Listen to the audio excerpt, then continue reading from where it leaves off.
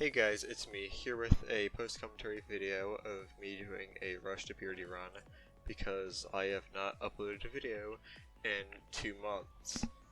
I don't really have an excuse for this, it's just because making videos is not something that I prioritize.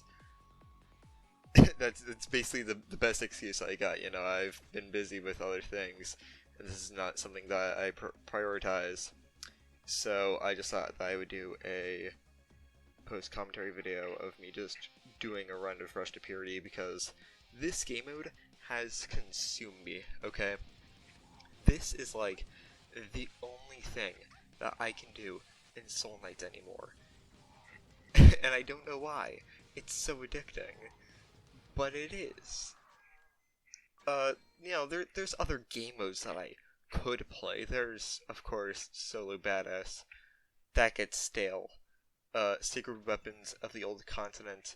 I don't even have Gold Trophy on that. I have, like, 2 things left to do. But I'm just lazy because that got boring. Because the last few tasks I needed to get the Gold Trophy are just more tedious than anything. And those runs last a while. Like, if you ever played Secret Weapons of the Old Continent, you'll know that a run, especially on Badass mode, could take upwards of an hour to complete, and I'm too impatient for that. So, there's also the new Origin, but I never found the Origin to be particularly interesting, even with the old system.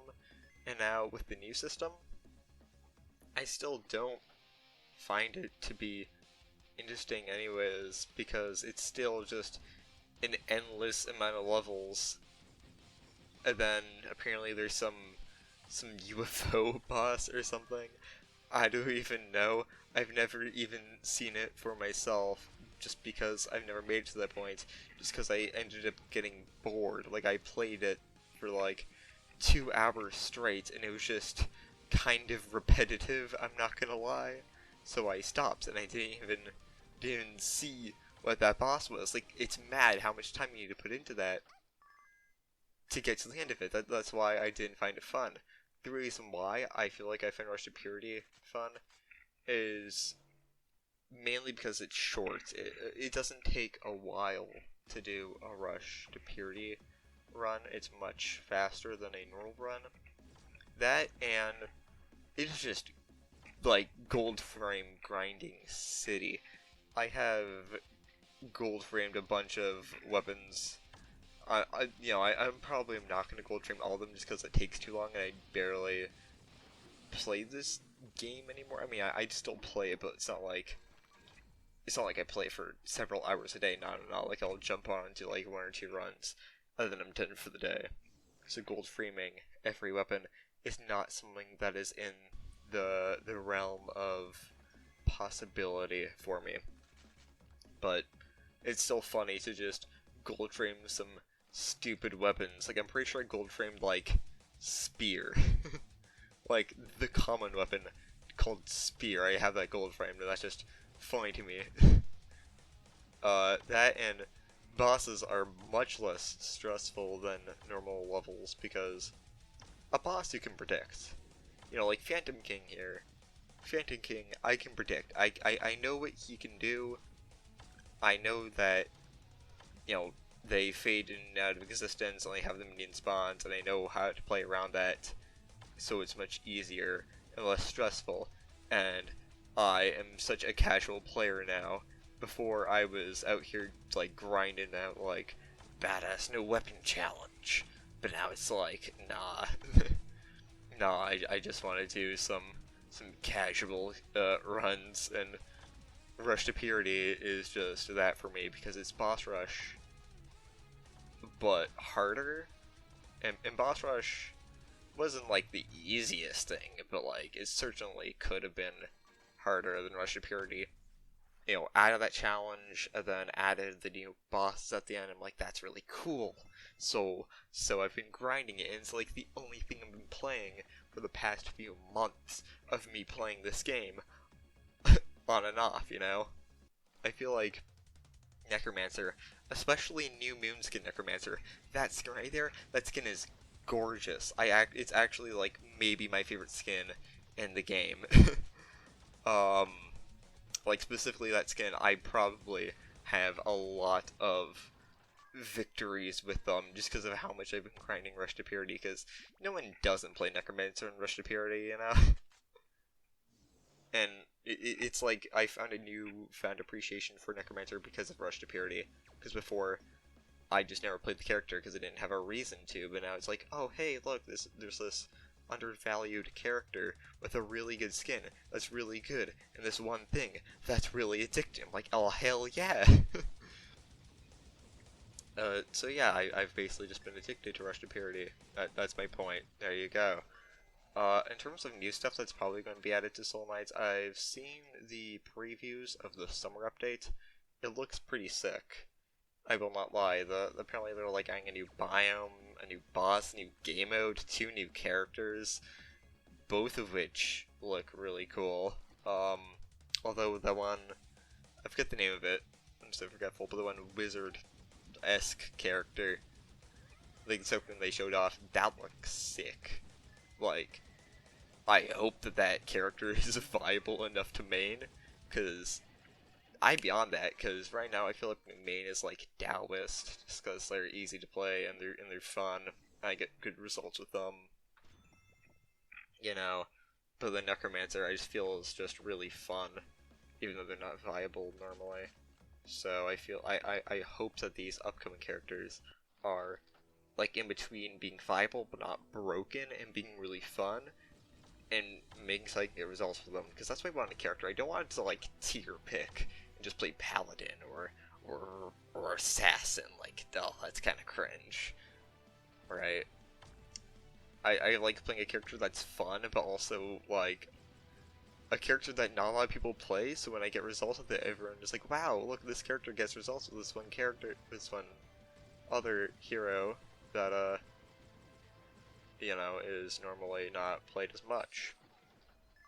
I just hope, for the love of God, I hope that the new 2 characters are not legendary heroes. Please do not make them legendary heroes.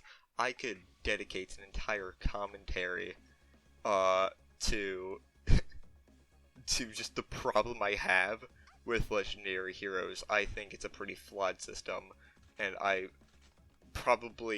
say that I plan to make a commentary focused on addressing the concerns I have with legendary heroes. And, you know, I'll save all further talk for that topic. The topic for today is that I'm obsessed with Rush to Purity, rather. And yeah, bosses melt, honestly. Like, there are some weapons that, like, just see and you're like, that doesn't seem like a good weapon. Like, I've been going this entire time using Ion Railgun. You know, I picked that up in 1-1, and I've been using it the entire time. And it puts in work. Like, honestly, any railgun where you can just spam click with it is just kinda nutty. Yeah, you can definitely get some crazy ass results with weapons like those. Like, look at that. Look at this, like, Varkalin Leader's health bar. Drained. Like, that boss has a lot of HP. Like, I'm pretty sure that it's one of the few bosses that can, like, tank a hit from a 1-punch, which has 999 damage, and it just goes down like that. Like, railguns are kind of busted. Like, this is a it used to be common, but now it's uncommon. Right, like, coming up here, I'm pretty sure this is a floating laser UFO that I fight. Hold on, I'm picking picks up to get Werewolf statue for some reason. Yes, it is. Flowing laser UFO, and this boss takes a lot of knockback. Like, look at that knockback that's taking. It's trying to move forward, but it just cannot, because of just the utter barrage of projectiles. You know, given this boss does take a lot of knockback, but I'm just bullying it in this wall right now. It cannot move, and it just melts, bro. Like, on Railgun, was upgraded from a common weapon to an uncommon, so you see it less just because of how good it is. You know, like spam clicking with it just melts bosses that you can see here. I'm on Sir Violet now. Also pick up Thief Statue because movement speed is much more useful in this fight. Like, just watch how Sir Violet kind of gets melted here because this boss is tanky. It is more health than any of the main bosses. And like this boss is really fun, by the way. This attack right here, the spinning lasers, it can also be like shifting lasers and move around the screen. It's so unique, and I love it. Another reason to get hooked on Rush to Purity is that the two bosses, Sir Sangria and Sir Violet, are kind of really fun fights. And then he just starts throwing swords at you, and that's pretty badass. I'm not gonna lie. I actually do take a lot of damage there, but I'm pretty sure I kill it before it does. Yeah, I kill it before it does a little crazy ass laser spam. And yeah, I also pick up Eagle of Fire and Ice Slayer over Crab Warhammer to gold frame it because I already have Crab Warhammer gold framed. I'm just trying to grind out gold frames with this. Again, I'm probably not going to gold frame everything, but it's still funny to gold frame a weapon that I normally wouldn't. And yeah, there you go. That's Rush to Purity. Post commentary. Thanks for watching. Subscribe for more.